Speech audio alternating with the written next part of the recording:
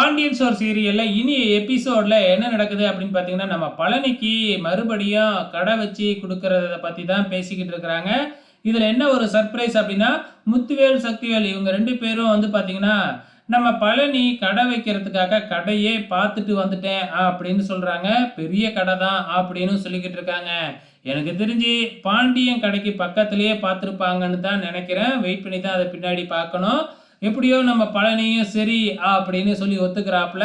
So இன்னும் ஆனா வந்து பார்த்தீங்கன்னா, இங்க பாண்டியன்கிட்டயும் சரி, மத்தவங்ககிட்டயும் சொல்லி இன்னும் பழனி வந்து இந்த மாதிரி கடை ஆரம்பிக்க போறேன் அப்படிங்கிற விஷயத்த சொல்லவே இல்ல. சொல்லலாம் அப்படின்னு போறப்ப ஒவ்வொரு தடங்கலா வந்துகிட்டு இருக்கு.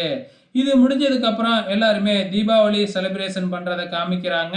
அதுக்கு முன்னாடி நம்ம பாண்டியன், "உன் அக்காவுக்கு நீ புடவ வாங்கி குடுத்தியே, அதுக்கு ஏதுடா காசு? கடையிலேருந்து எடுத்துட்டியா? கடையிலேருந்து எடுத்தேன்னா என்கிட்ட சொல்லு" அப்படிங்கிற மாதிரி கேட்குறாப்புல. பழனி இதுலயே அப்செட் ஆயிடுறாப்புல. "நான் கடையில இருந்தெல்லாம் பணம் எடுக்கல. சுகன்யாவோட அப்பா, அம்மா குடுத்தாங்க இல்லையா சீர்வரிசை பணம்.